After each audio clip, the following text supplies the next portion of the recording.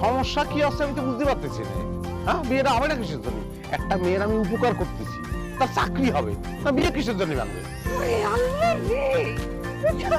এই যে বাবাজি, আপনারা এখানে?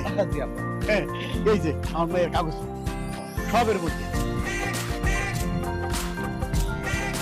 মানে মেয়ের একটা চাকরির জন্য যে কত চেষ্টা করতেছি, তা মোটে কোনো মতে তাল পাচ্ছে।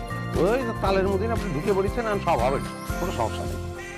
আমার কত আশা আমার মেয়ে একটা বড় চাকরি করবে। লজ্জা করো না বাবা, বুঝলে? টাকা পয়সা যা লাগে চাবা, আমি যা লাগে আমি দিচ্ছি। তা কি কথা বলেন আপনার? এই কথা বললে তো আপনি আমার লজ্জা দেবেন। কি হলো বাবা? মা ধরো কিন্তু ভাইব্রেশন হতো।